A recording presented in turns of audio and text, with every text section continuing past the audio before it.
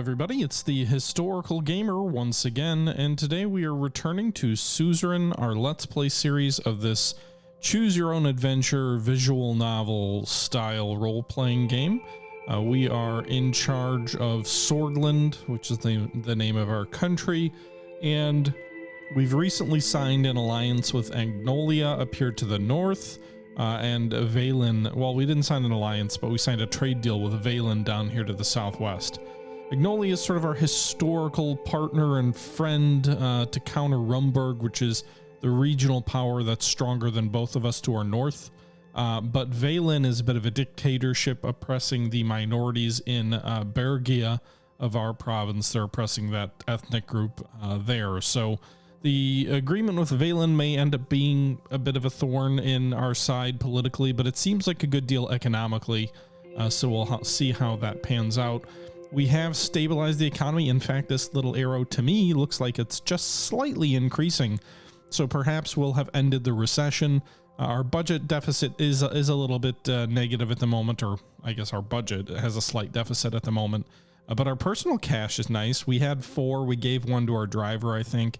But we have 3, or no, we bought a new villa. But we have basically we've bought a villa. We've given money to our driver to send his kid to school. We've done a couple other things with money, and we still have the starting amount of wealth that we started with. So little bit of, I don't think it was insider trading, but a little bit of investing in stock has gone a long way. With that being said, we are in the process of trying to amend the Constitution, and so we now need to give a speech to the Grand National Assembly of Sordland in an effort to win that the individuals in our parties signing up for the amendments we're trying to make. Then we'll have to convince the Supreme Court, but one step at a time.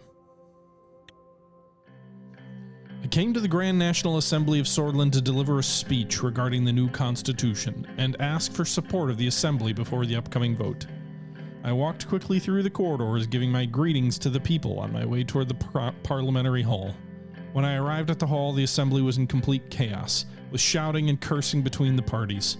There was a heavy argument about a proposal made by an MP from the NFP. I took my seat inside the special area reserved for the ministers.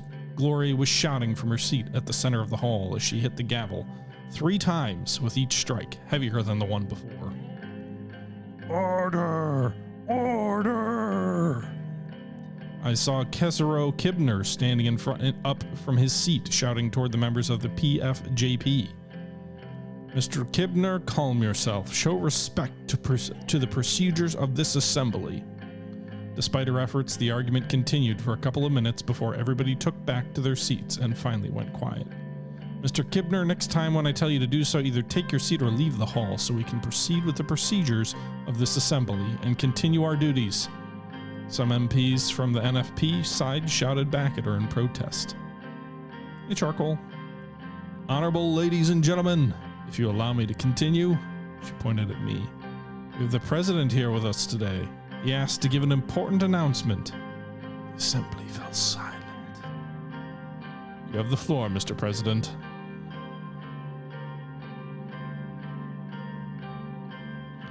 I walked to the stand, and loud clapping started on the USP side. Brothers and sisters, ladies and gentlemen, honorable members of the assembly, I hereby raise important questions regarding our outdated constitution.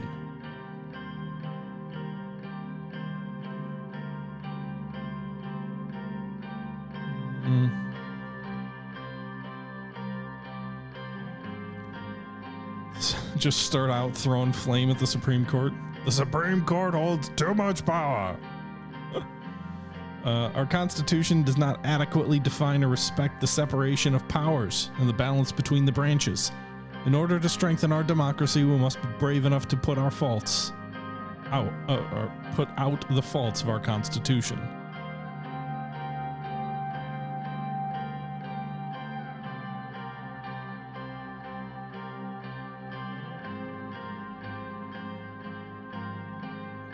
Therefore, we propose changes to the Constitution to prepare Sordland for a fast-changing new world.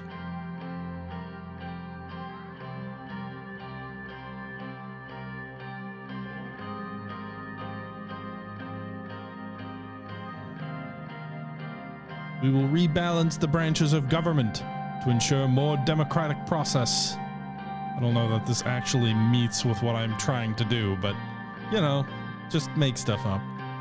I focus on unity, change, peace, or war.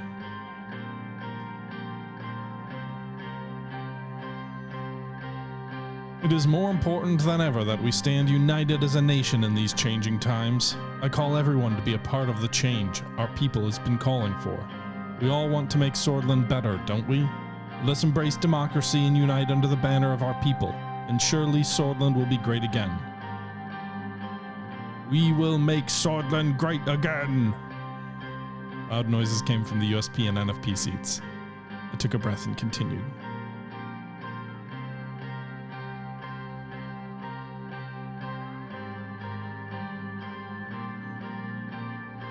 Ladies and gentlemen of the Assembly, we must set aside our differences.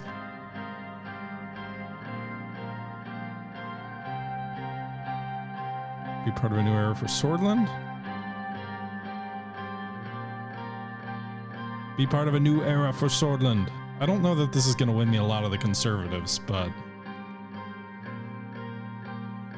I ask everyone to support us in the upcoming vote.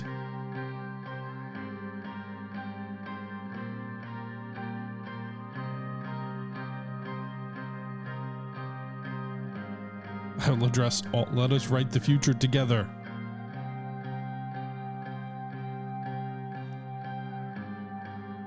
Salute the crowd or finish with a poem.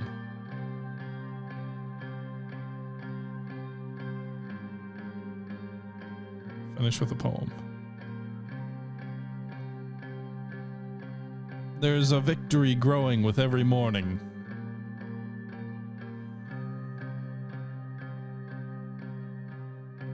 There is my country beyond existence or non-existence.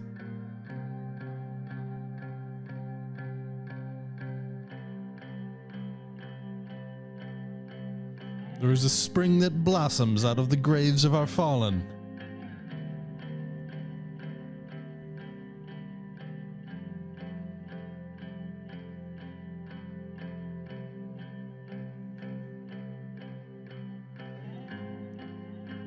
Do not doubt the one. There is a decision coming from the heavens. Beyond the next morning, there is victory waiting to be won. The assembly roared with all kinds of different reactions. The whole United Sordland party stood up and started applauding.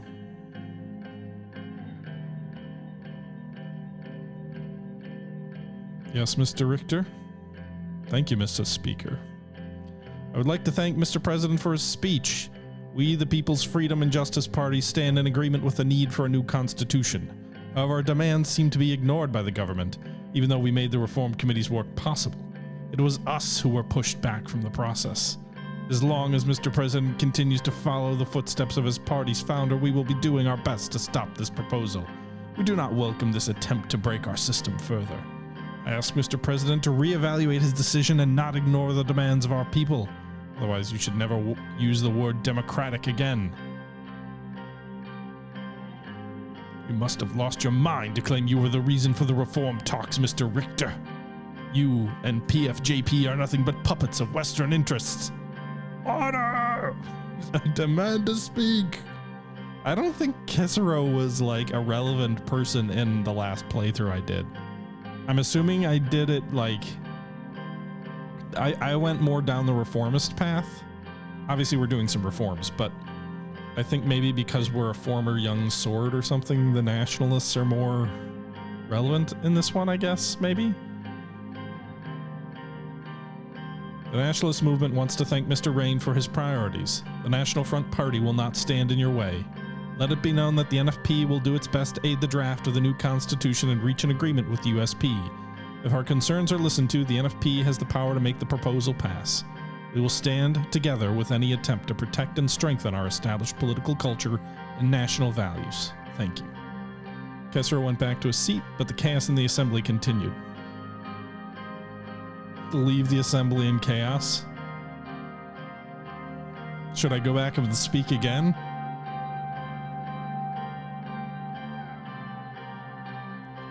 I ask to speak.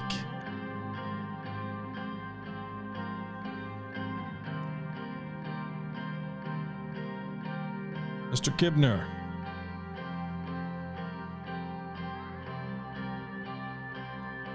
We'd like to have cooperation between our parties.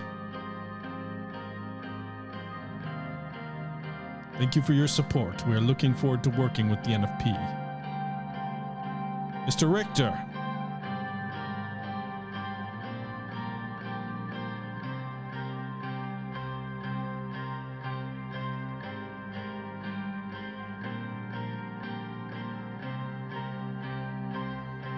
It is you who shouldn't use the word democratic when you want your way to succeed, but disregard our opinion.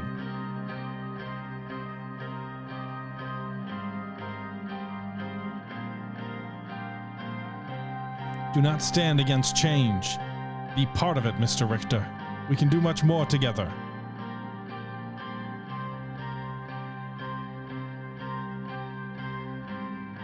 I expect your support in the upcoming vote. Thank you, Mrs. Speaker.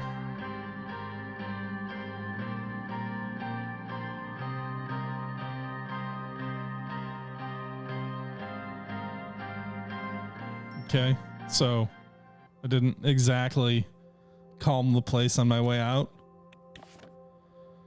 Lucien reported that so far they've been able to get 142 signatures behind the proposal. Efforts are underway to increase the support to reach out to the necessary members to reach 150, so we're 8 shy. Defense Minister Josef Lancia reports the Valen border has been closed and the divisions of the Third Army are ready for the operation. Great. What's the news have to say? Okay.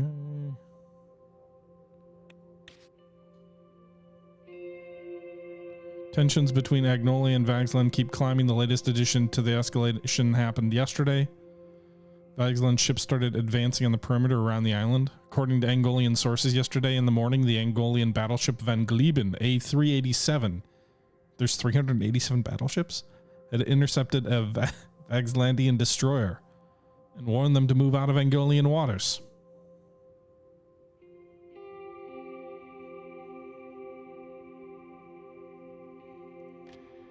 Okay. Wealth of nations.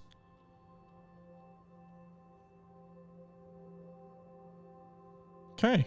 Is that the next chapter? Are we like almost done with our highway? Yeah, let's do the opening of the H3 highway. Hell yeah. Governor Braun proposes dividing up communities in Bergia. Governor Felix Braun has reported increased Blutish Freedom Front support in Blutish dominated neighborhoods in Dyer and in all Bergia. To address the issue, the governor has proposed dividing these communities and resettling Sordish and Blutish people to achieve cultural balance.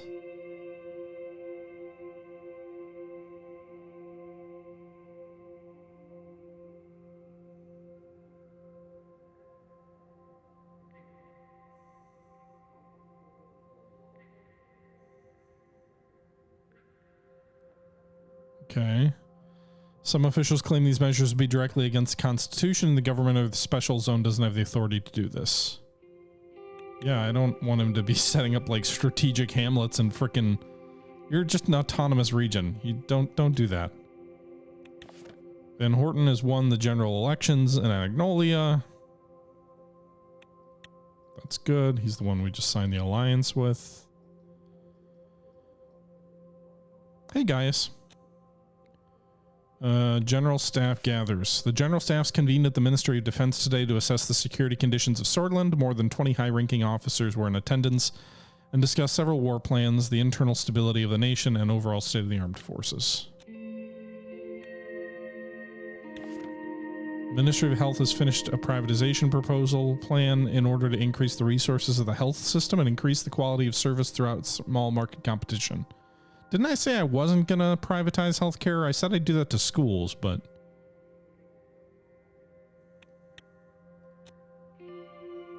Requested meeting of Josef Lancia. What's he want to talk about? I arrived at the cubic building that housed the most of the military command that resided in Holsword. The gray brutalist structure looked daunting. I never liked this building. It always made me feel like I was standing under the concrete foot of a giant. Why am I going to the military office? Shouldn't they be coming to me? Welcome to the Ministry of Defense, Mr. President. Let's get to my office. We walked from the corridor to corridor, reaching the office. On the way, we were met by high-ranking officers as well as privates. Every time one of these soldiers saw me, they stopped and saluted me. When he finally arrived at Yosef's office, his entourage saluted us and left. He closed the door and took a seat. This must be something serious, especially since you invited me here. It's important that you don't get misinformation on this matter. Valken has another agenda. The situation with Rumburg is getting worse, and if it isn't for our investment in the military, I'd be even more concerned. We're prepared for the worst, aren't we, Yosef? Truthfully, not fully prepared. We're still going through a few changes in the military to be able to confront them if such a day were to arrive. Our efforts to restructure the military should prove beneficial in a potential conflict. We would never be able to match the force of Rumburg on equal terms, therefore our switch of military to a smaller, well-equipped, and autonomously led combat units will prove better in the field.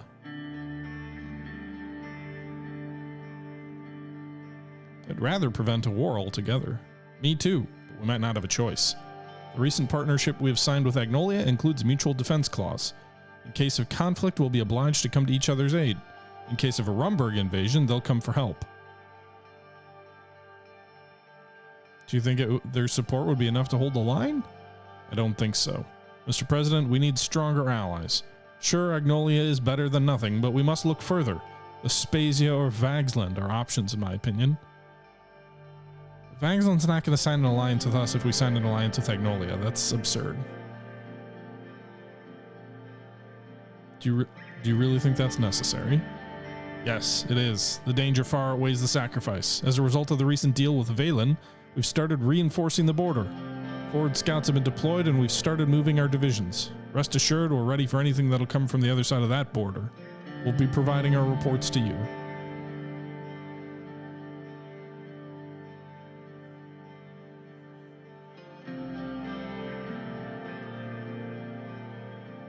Okay.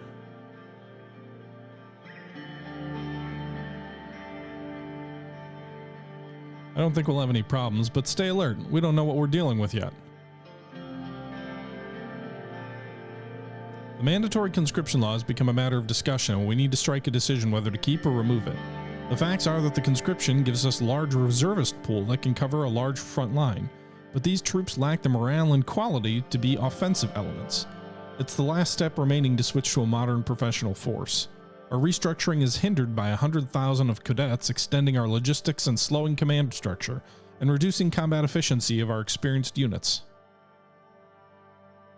Are reservists that damaging to professional armed forces? Let's wait for Valken before we make a decision. I want to hear his viewpoint. If they're a hindrance, we should remove mandatory conscription. Let's wait for Valken. I want to hear his viewpoint. Mr. President, I don't think that'll be necessary. He won't become... A strong knock on the door was heard, and the chief of the armed forces, Valken Kruger, walked in. What's the meaning of this, Yosef? Why haven't I been invited? What's going on here? You're overstepping and interrupting a personal meeting between me and the president. I see what's going on here. I mean no disrespect, but I'm leading the ground operations, and I must be informed of any strategic changes.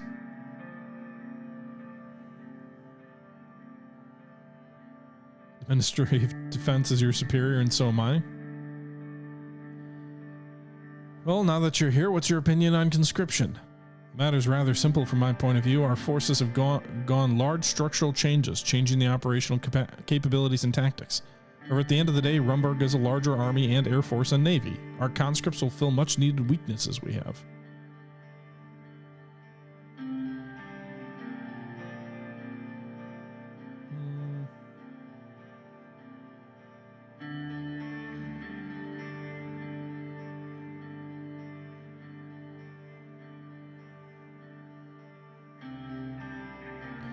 Throwing bodies at a problem never solved it. Not sure if this is the right approach. Well, we can't have less troops on the front line than the enemy, not with our current structure focused on mass mobilization. I'd ask you to consider.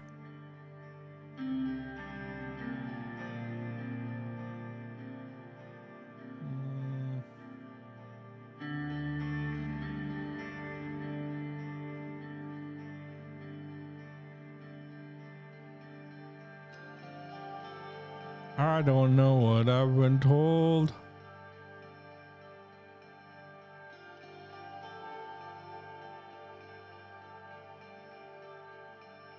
I don't think we can get rid of mass like, so we're having a modernized military. Its quality will be brought down by the fact that we have a lot of conscripts. We get rid of the conscripts and the quality of the military goes up, but I don't know that we'd have any chance of beating them. We'd probably inflict heavy losses on them, but I doubt we'd win.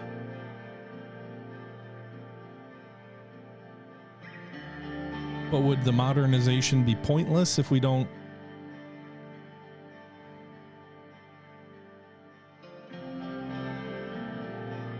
Yeah, I guess we'll be consistent when we remove conscription.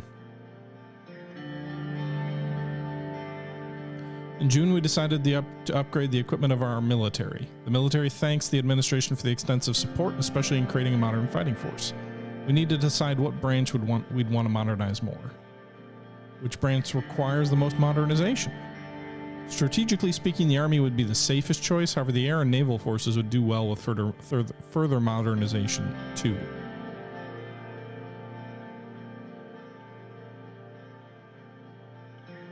I'm going to go with air power. Because if we're on the defense, so air power is probably not going to win us the war, but if we're on the defensive, I would like to do the Navy charcoal, but I feel like if we're getting invaded by land power with no naval border with them, I don't think that's going to help me much. So I'm going to go with the Air Force so they can bomb the crap out of enemy columns that are advancing and then hopefully negate their manpower advantage for our army. Whereas even if we have better equipped army troops and better trained, if we don't have command of the skies, it may not matter as much. So I'm going to go with Air Force.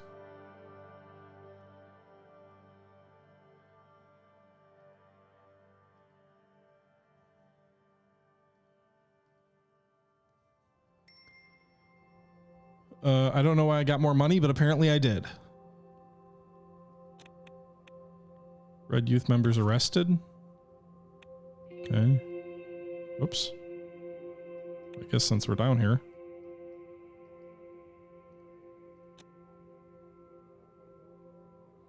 ATO hails nuclear breakthrough. Oh boy. Nuclear war, let's do it. Governor Braun enacts resettlement order. No, I don't think that's okay. I would like to have an opinion on that.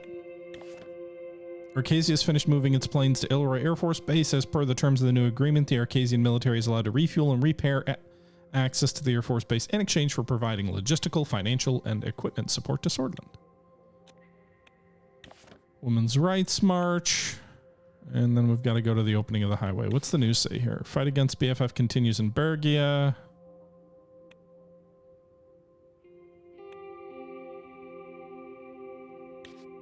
Boosting the economy, Central Bank Reinforcement Act. I don't know what that is, but okay.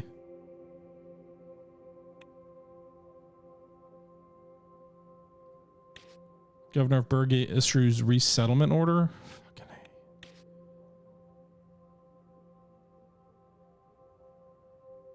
Sordish boys no longer to fight, no longer required to fight.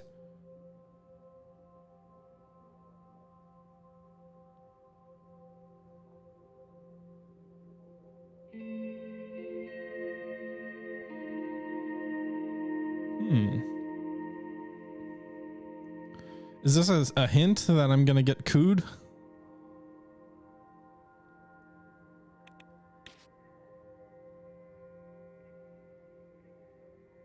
Rumburg gains naval base rights. What? Naval base rights? Should I have gone with a navy? Am I gonna get blockaded? Rizia has a port, or has ports. Rumburg does not. There is a very small coastal region of Rumburg.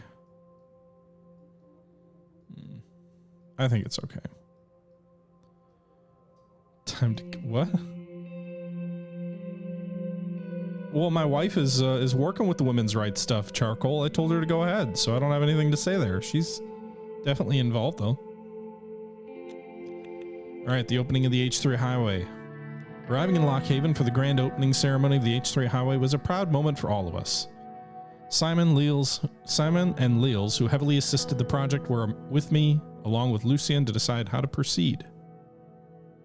Growth is flatlined again. Lucian stood up. First of all, congratulations, everybody. To many more projects like this. Well done!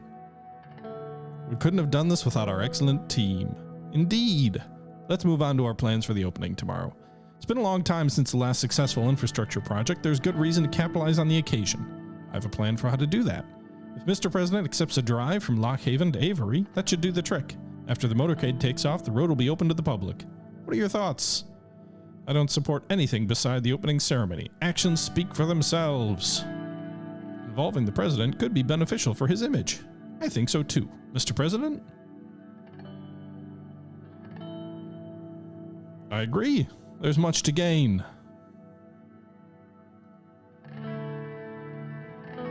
Okay. Nothing like a cheerful crowd. Looking forward to it. On another note, it goes without mentioning that this was a team effort. Beginning with the president, who put trust in me, I want to thank all involved in the H3. Simon, I want you deserve a lot of credit as well. After all, it was you who came up with the project. Finally, people got what they wanted for a long time. We will need to show our best face tomorrow. I'll make sure our forces are improving businesses and logistics is relayed to wherever necessary.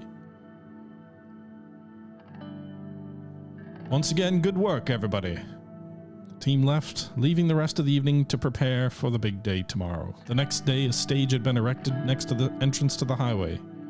The calm and warm weather created a positive mood. The crowd was large, but still smaller than some rallies due to strong PFJP presence here.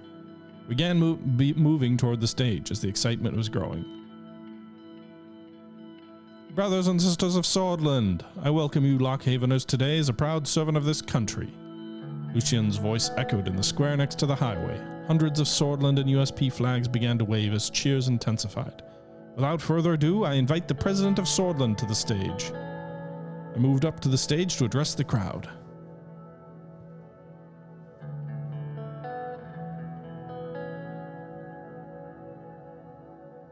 Fellow free Lockhaveners, people of Sordland, welcome to the opening ceremony for the H3 highway. Citizens. Okay, I mean, I'm from Lockhaven, right? So I guess appeal to them for that?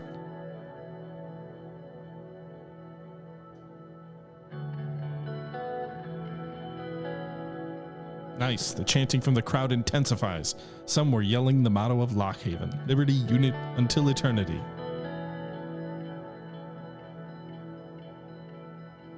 At the beginning of this journey, we promised jobs and opportunity. We kept our promise. The aim with the H3 was to improve logistics to aid business creation, economic growth in East Nargis and Augsland.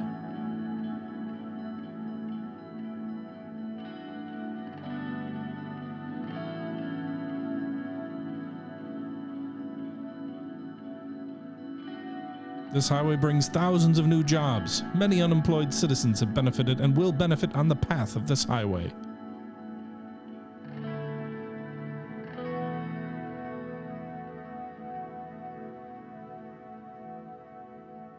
Oh, really? I gotta thank one or the other?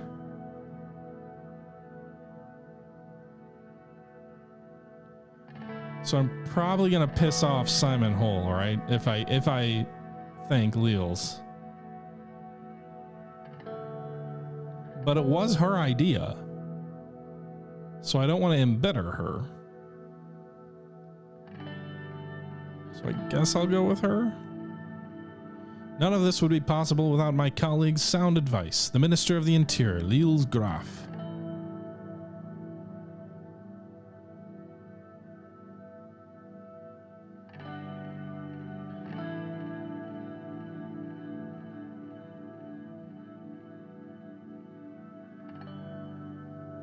Okay.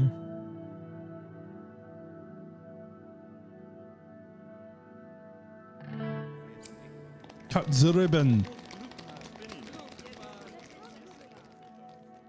Congratulations to all. It was a solid and fruitful effort. Hopefully much more to come. Your car is prepared. Into the car. Where do you want to travel with, Mr. President? I'll drive the car on my own. I only get to pick one of them? I guess Simone. That way I feted Leals in the speech, Simone in the car.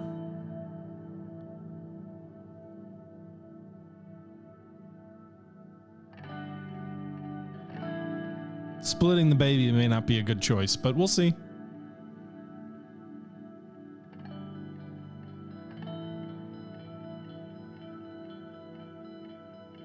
Okay.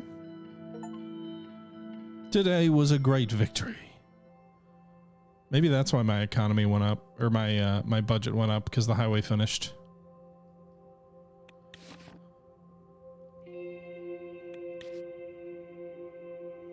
Okay.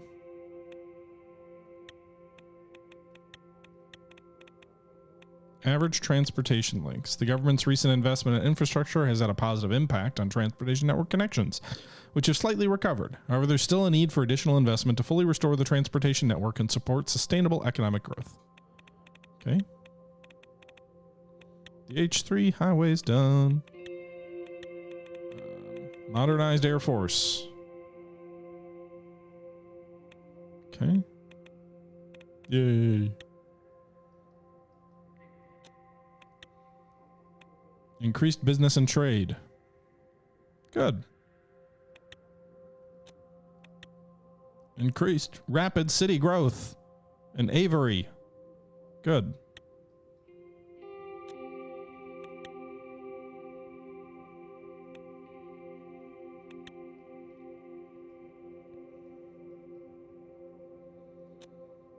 Briefing on the current economic situation. All right. It looks like it might actually be angled slightly down. It's hard to tell. Maybe the trade deals, guys. Good point.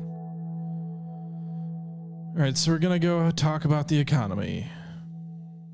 Mr. President! It's good to be here. As you know, today we'll go over our economic status. Let's begin without any further ado. The aid we've received from Arcasia has helped us tremendously. Personally, I think it was a great decision, Mr. President.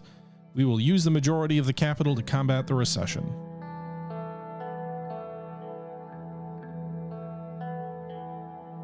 I would expect nothing less from our Arcasian friends. Well said. How are we doing in terms of infrastructure? The success of the first infrastructure project is already showing a positive effect on the economy. McKeel started grinning as he leaned forward. Thanks to the highway, economic growth is returning to Agland. We are expecting new investments and jobs in the region. Many leaders on the Business Council have praised the logistical improvements. It was a gargantuan effort from our side and the Ministry of the Economy.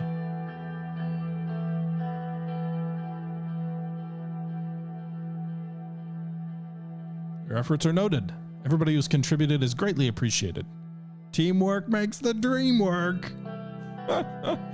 Never, ever have I seen one person accomplish what many could together. David, you have the stats on our deal with Agnolia?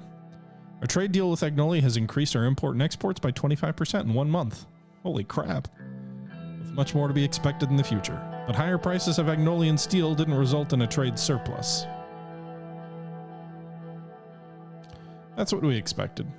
That's true. Regardless of the surplus, Agnolia is an important partner to have. We should see improved relations with Agnolia as a stepping stone to expand positive influence. Not yet, Lord.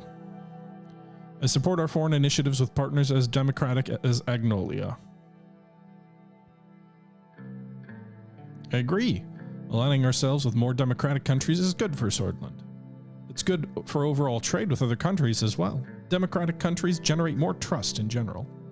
Let's hear the status of our deal with Valen.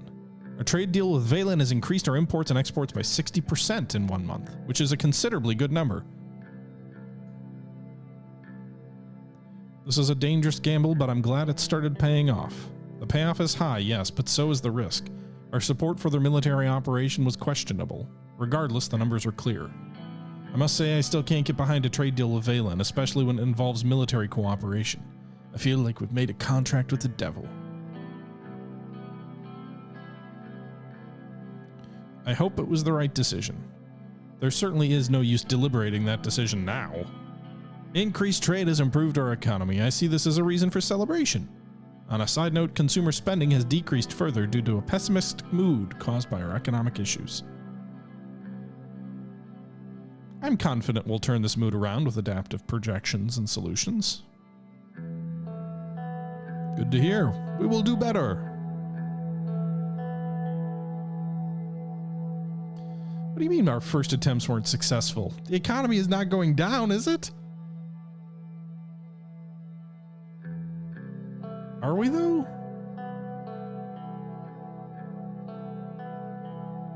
I'm kind of confused here.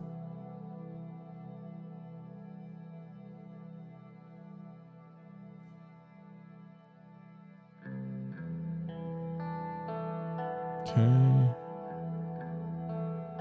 The NBC will also lend support to the analysis and contingency plans regarding the ongoing developments. I'm looking forward to further collaboration between our departments to solve issues.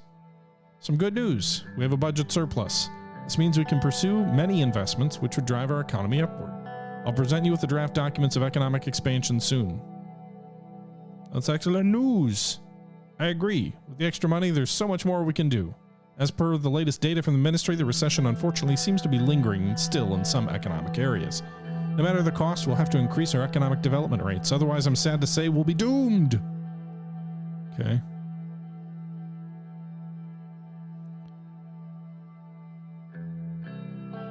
If we're unable to stop this recession, we're heading toward economic catastrophe.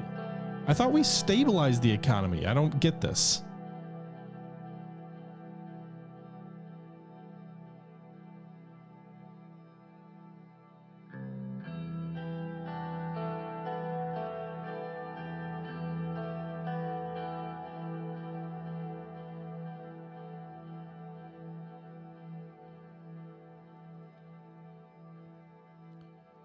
Okay, there's a few methods we can use to tackle the recession. Surplus is a great reason to spend extra new investment projects to push for further economic development in the future. I've prepared a few project proposals.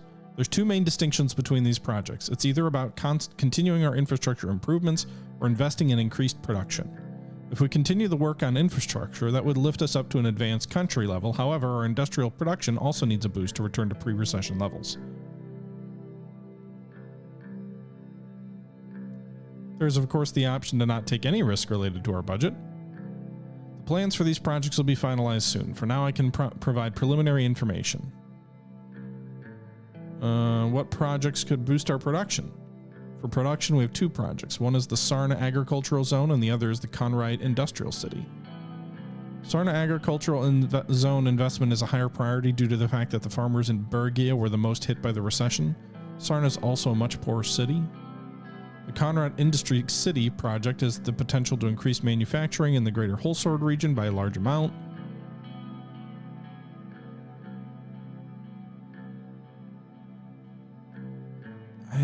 I feel like we've already made concessions to agriculture by our road project in the north.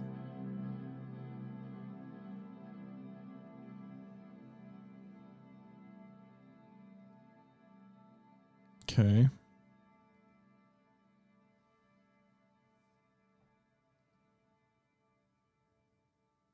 What projects can improve our infrastructure? The Banifi International Airport and others is the Morna Port. Banifi is growing rapid pace and benefit highly from international airport. Much more money to be made there too.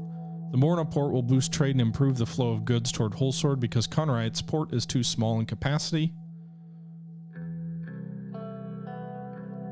Morna would be a more significant city with a port.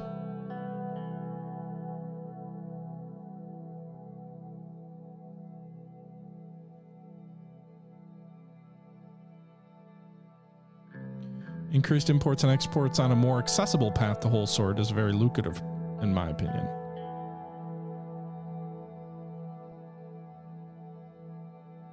Okay. Very well. What are my other economic questions? How strong is our currency? Currency health and economic output degraded significantly and nearly crashed the Sordland. Our currency is on course to actually crash if we don't act. Catastrophic losses in our financial strength are observed at the central bank, especially compared to pre-election levels. Inflation's increased by 20 percentage points year over year. I don't understand. It said our economy was stable. What's the mood at the National Business Council? They're nervous. They're holding on their investments.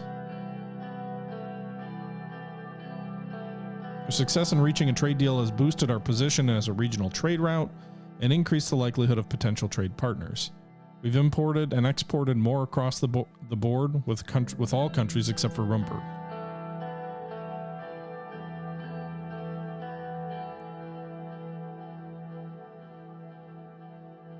Okay.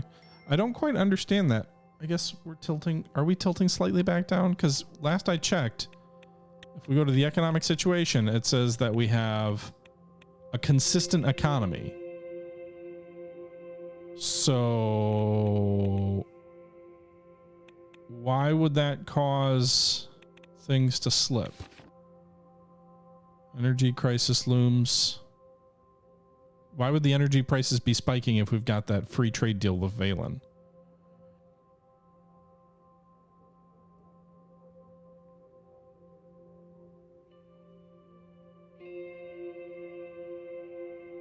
Okay.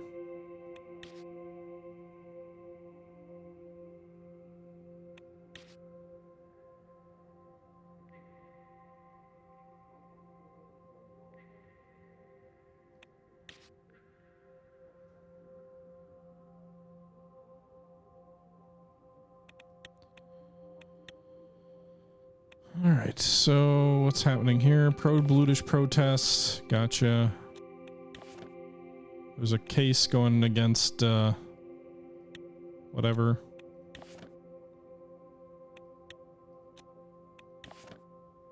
Polio cases, that's not good.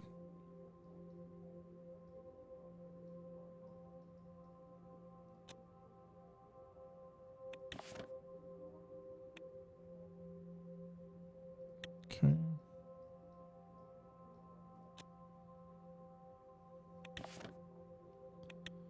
Wait, what?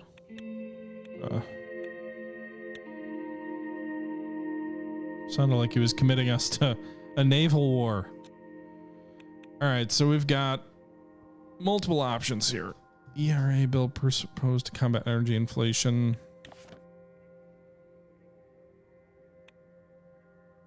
Shouldn't this be helping our investment in that oil company, though? Ministry of Education's reported the privatization effort for the education's been going well. Okay. Source energy inflation crisis, escalating tensions in Bergia. All right, let's do the escalated tensions first. Gascom has not collapsed. We invested in them. Nia Morgana and Leels Graf scheduled a meeting to discuss an ongoing legal case that required my attention. Thank you for being here at this hour, Mr. President. We need to inform you about some news from Bergia. There's a court case initiated by a Blutish citizen which involves a possible revision of the Constitution. Unfortunately, it has the potential to affect the whole country. I'm listening.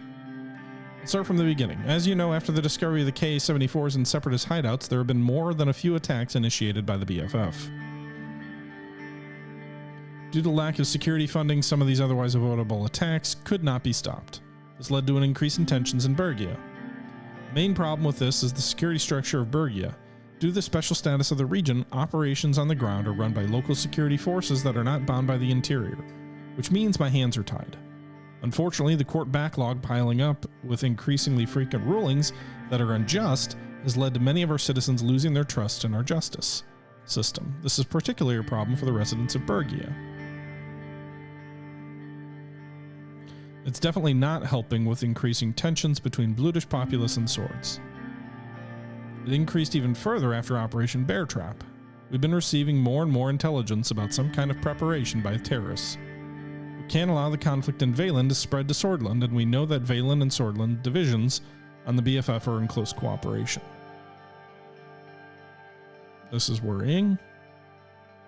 So what do we need to do?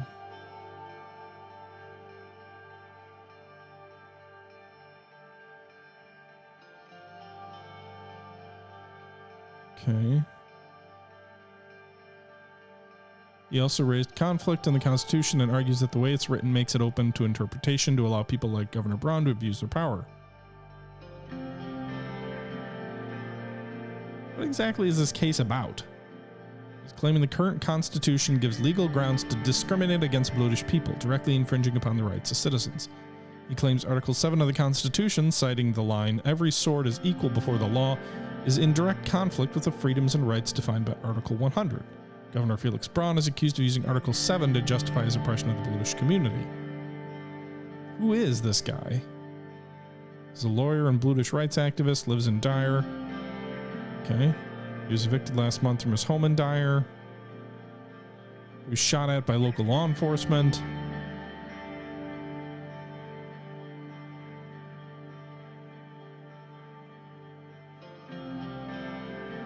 Okay, Lils, I know you don't want to believe they fired on him without reason, but it's very possible.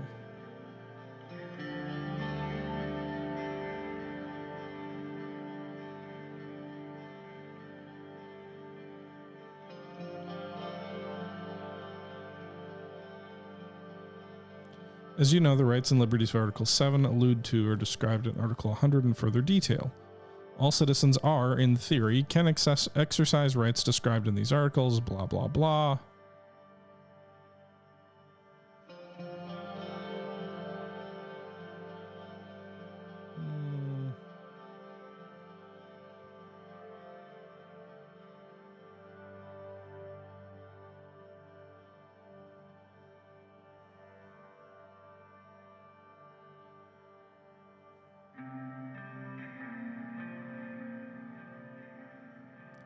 Article 7 is an embarrassment.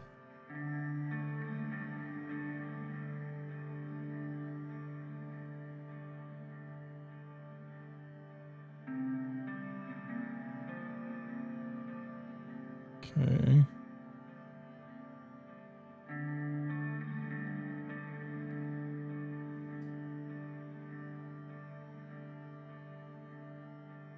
What are the accusations against the governor?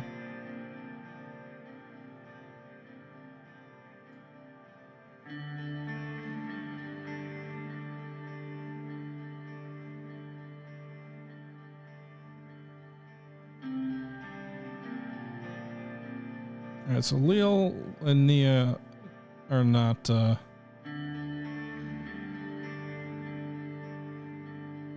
not on the same page here, even though they theoretically agree.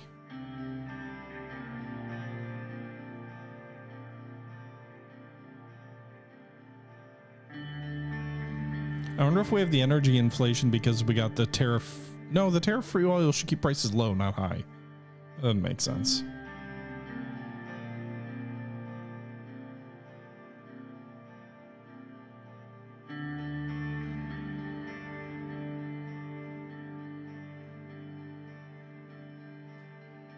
Is there anything I can do?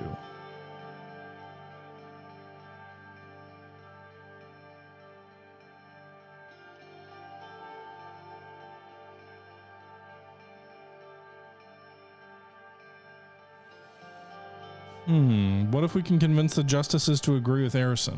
Would that give us precedent to change said articles of the Constitution?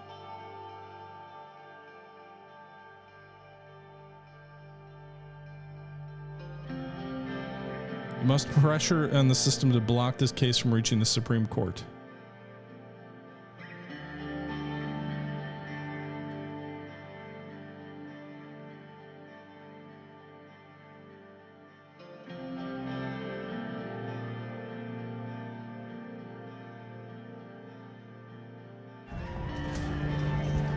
Thank you very much for the resub, X. Appreciate the support.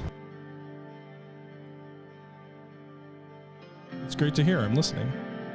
Resettlement policies in Bergia and the Arison case have changed the mood of the lawmakers. We can use this opportunity to push for the removal of Tarquin Sol's security zone decree. It's a much bigger possibility than before. Of course, racism is rampant throughout the country, but Bloodish citizens inside Bergia are having a much worse time than the Bloodish residents in cities like Lockhaven. If we focus on Bergia, we can remove its special status. This alone would be a huge step for Bloodish rights. Unfortunately, as long as Governor Braun is in charge of Bergia with the powers he has, there's no judicial reform to reverse the situation on the ground. Put it simply, we must work on a detailed proposal to restructure Bergia. I believe it must become a region of Sordland like any other.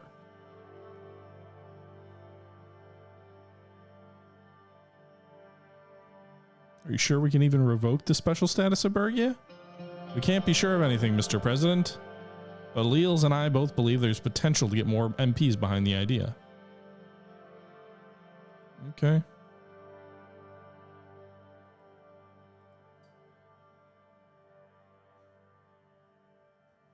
Okay, let's hear about the proposal.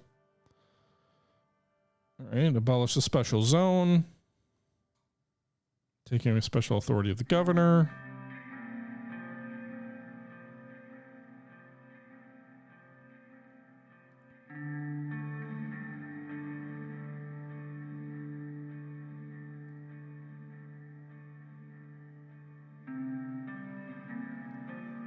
What's Nina's proposal? Millions of British people suffered over the last decades. These people want to live their lives in a country as equals. Why don't we allow the government of Bergians to elect their own local government? Why is Holsword so keen on prying into the lives of British people?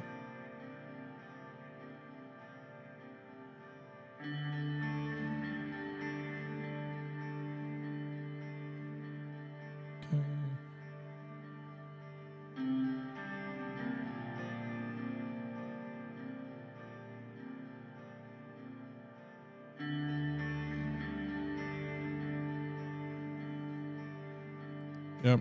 Go ahead, Miss Graff. I'm not going to make him a further independent zone.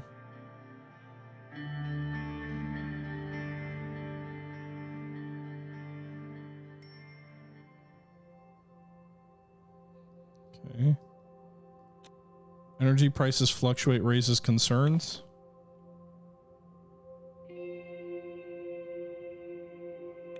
I don't get what's spurring the like inflation from what though? Our budget is not, we don't have a surplus or a huge deficit. So I don't quite understand what's driving it. All right, what's the energy crisis? Markets should regulate themselves. I don't have another option. And it takes money away from me. Okay.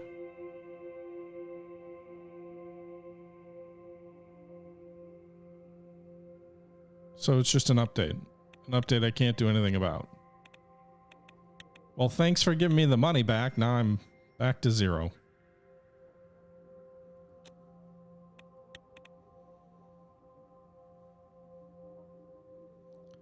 -2 government budget. Won't that make inflation worse?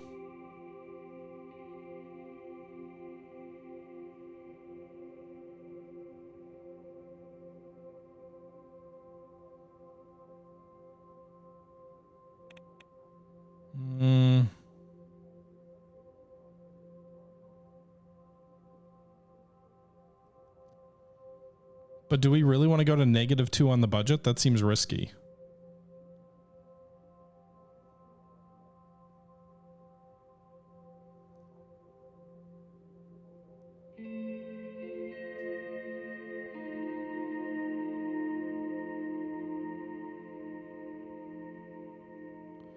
I'm going to go with the port. The logic with going with the port is it will cut down transportation times to the capital, which should help with energy prices, I would think. I don't know that for sure, but that's my logic.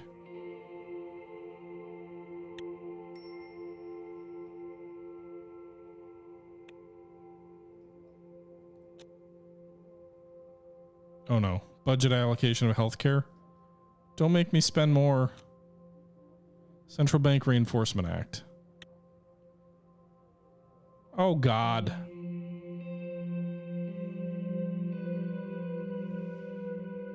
I don't want to go further into debt, so I'm going to veto this. But I wonder if we would have been better off by having this.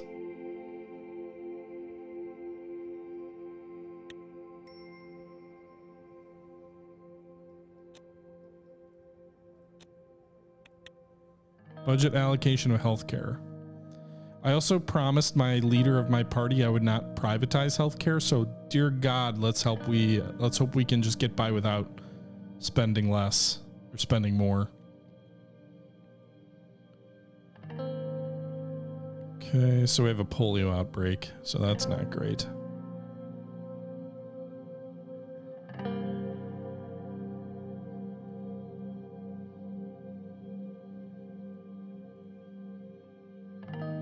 Hey, Mexicans, how you doing?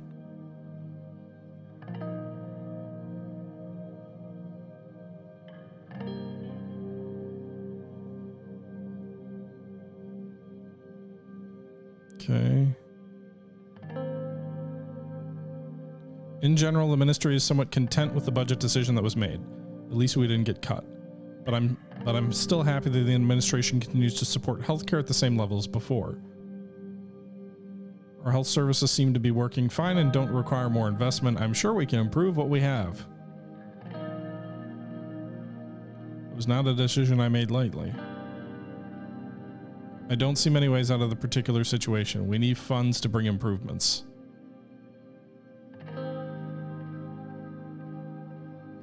As you know, I've been preparing a new privatization program that would create funds through selling of unused ministry property.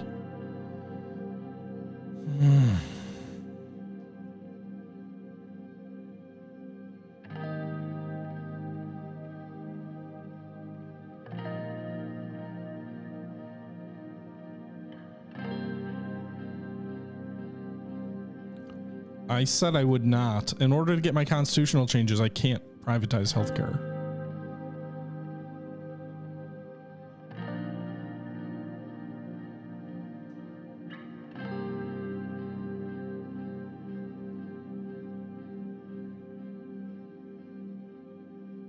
Okay. We'll keep healthcare in state control.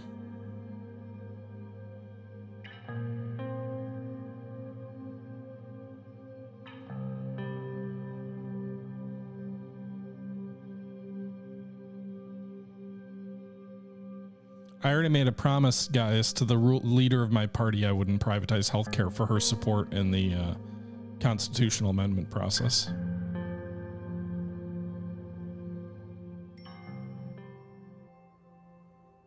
All right, everybody, that's going to do it for this episode of Suzerain, taken from my Twitch live streams. Hope you guys are enjoying the series. That's all I got for you today. Until next time, this is the Historical Gamer saying thank you for watching, and until next time, I'm out. Bye-bye.